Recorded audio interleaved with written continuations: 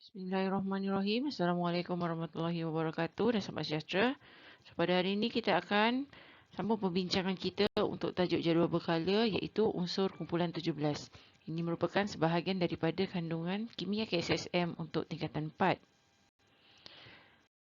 Standard pembelajaran iaitu objektif pembelajaran yang perlu dicapai di akhir video ini adalah yang pertama, pelajar boleh mengitlak perubahan sifat fizik unsur apabila menuruni kumpulan 17. Yang kedua, pelajar boleh merumuskan sifat kimia unsur kumpulan 17. Ketiga, pelajar boleh mengitlak perubahan kereaktifan unsur apabila menuruni kumpulan 17.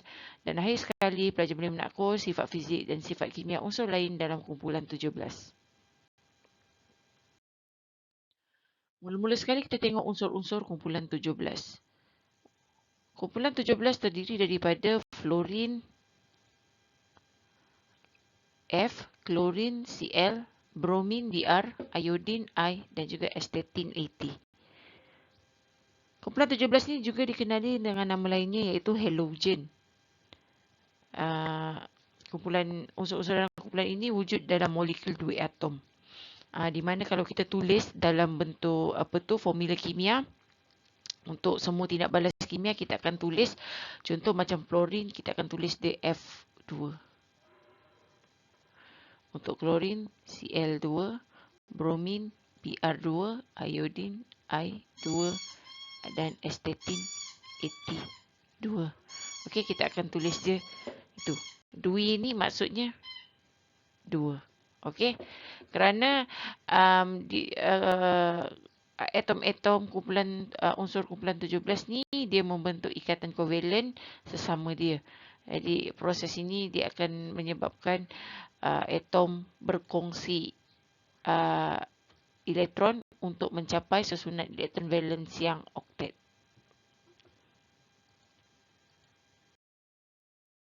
Seterusnya kita tengok kegunaan unsur-unsur kumpulan 17 dalam kehidupan seharian. Contoh pertama adalah klorin. Klorin digunakan dalam bahan untuk pecair peluntur, Clorox. Okay. So Clorox tu sebenarnya dia mengandungi klorin lah.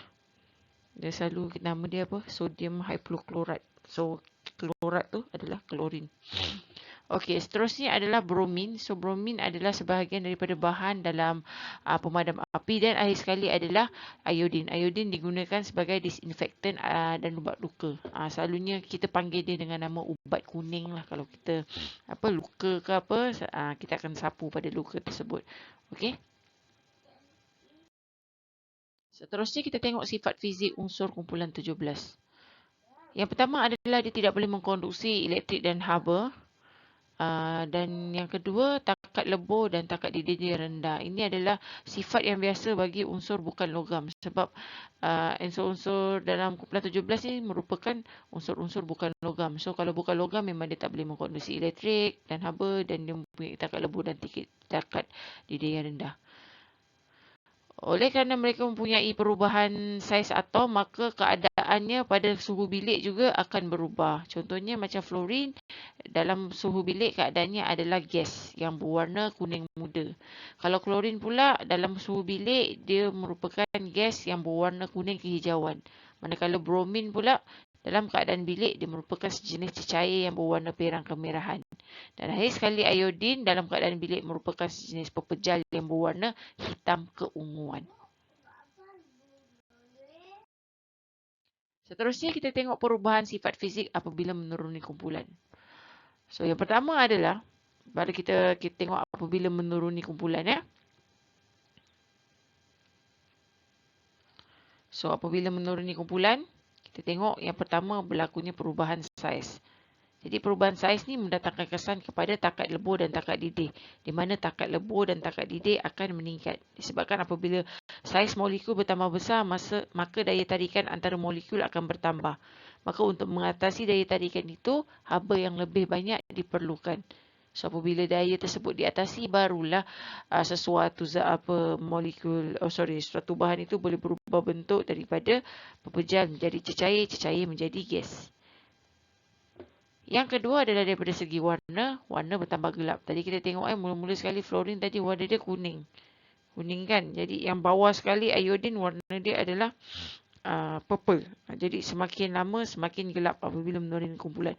Dan akhir sekali ketumpatan bertambah. Itu boleh kita nampak dengan jelas lah daripada penerangan sebelum ni, di mana fluorin dan klorin ni merupakan gas.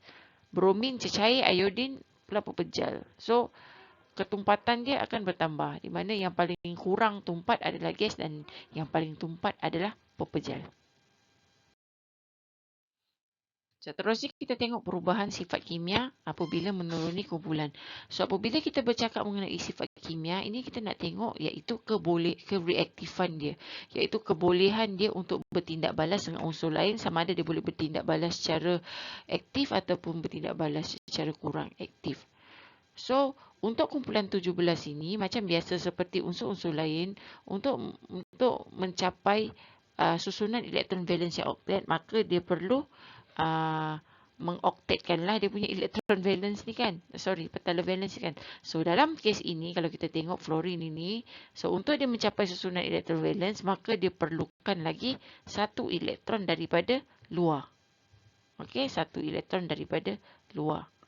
Okey. So kita tengok apabila menuruni kumpulan, saiz atom akan bertambah. So apabila saiz atom bertambah, jarak antara nukleus dengan petala terluar semakin bertambah.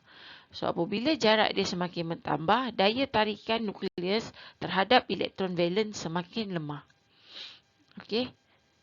So bila tarikan dia lemah, maka elektron dari luar semakin sukar untuk diterima, untuk atom mencapai susunan elektron valens yang oktet. Okey.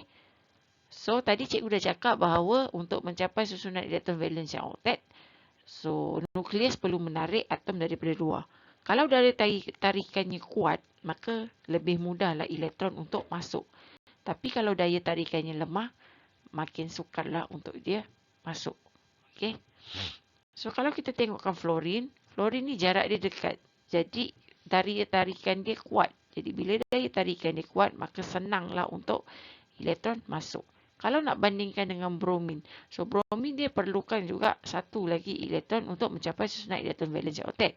Tapi disebabkan oleh jarak dia dengan petala terluar adalah jarak nukleus dengan petala terluar adalah jauh, maka daya tarikan dia adalah lemah.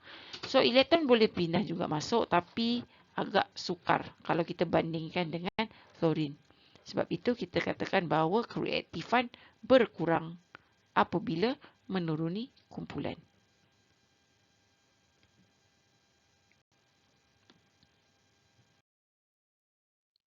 Seterusnya kita tengok sifat kimia. Ada 3 tindak balas kumpulan 17 ini. Yang pertama adalah tindak balas dengan air. So apabila unsur kumpulan 17 ini bertindak balas dengan air, dia membentuk 2 jenis asid. Okey, 2 jenis asid. So ini merupakan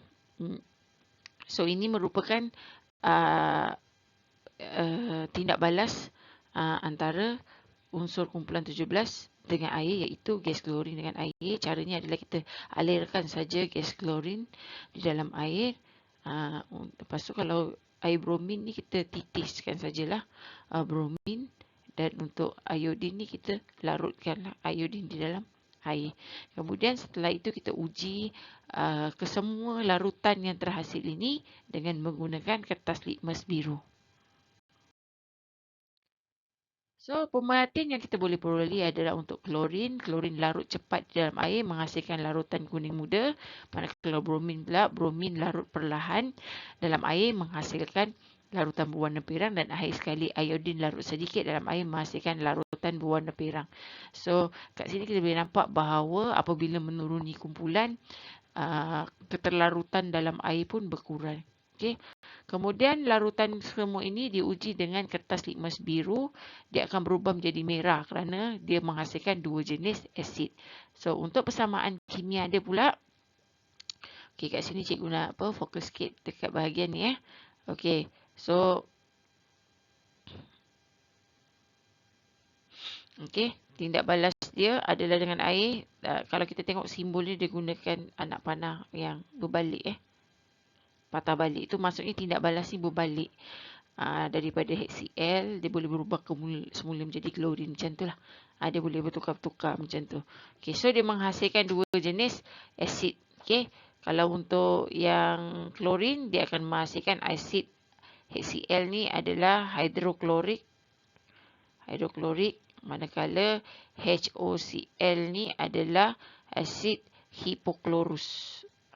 Klorus. Okay. So, kalau bromin ni dia jadi asid hidrobromik dan juga asid hipobromus. Okay.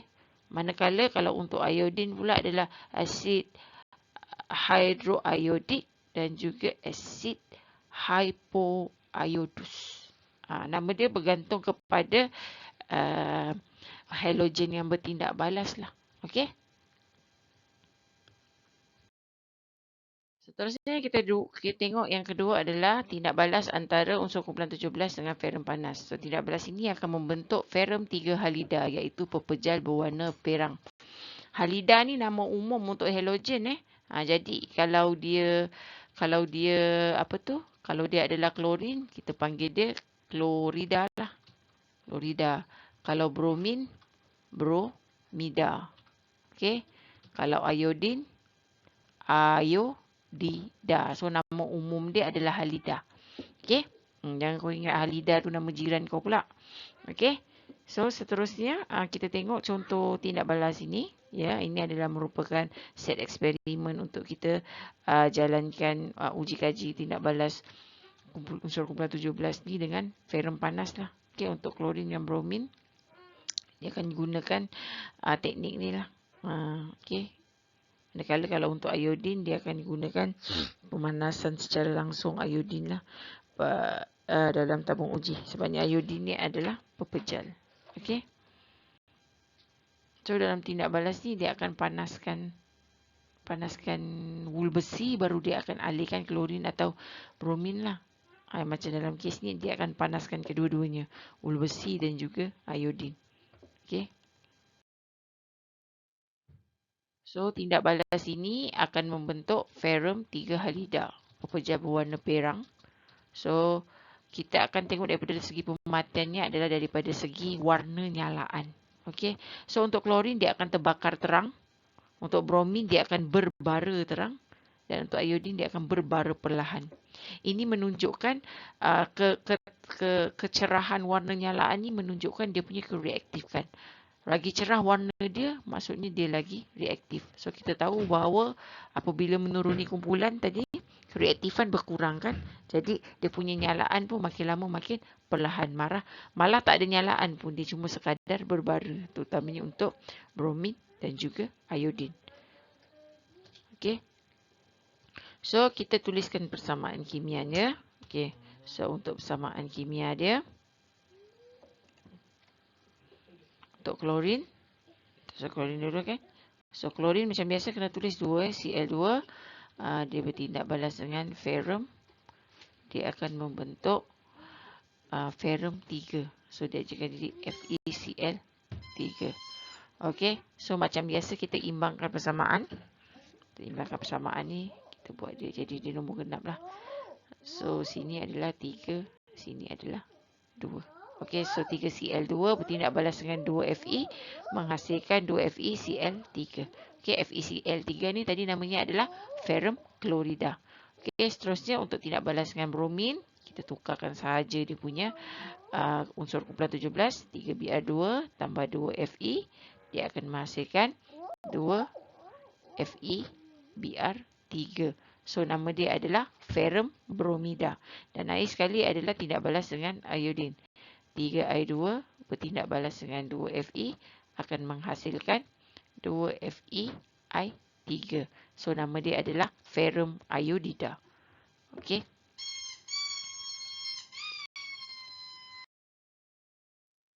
Dan akhir sekali sifat kimia untuk unsur kumpulan 17 iaitu tindak balas dengan natrium hidroksida. So, apabila kumpulan 17 bertindak balas dengan natrium hidroksida, dia akan membentuk 3 produk iaitu natrium halida, natrium halat dan juga air.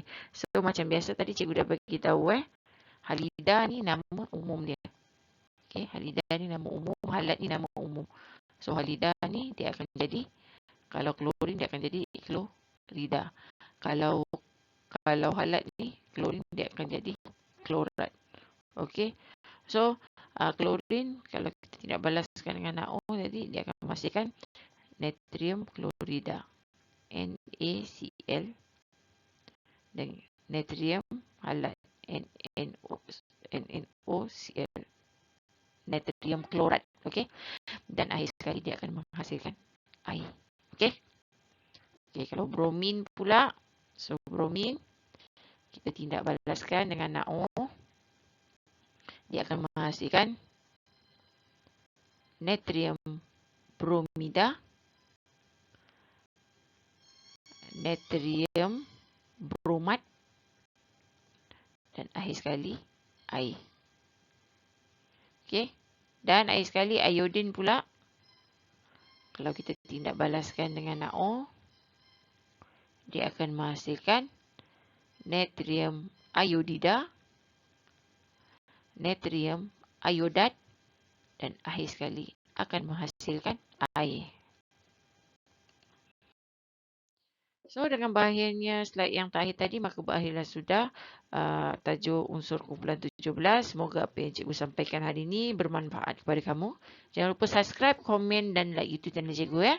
Sehingga kita berjumpa lagi untuk video akan datang. Assalamualaikum.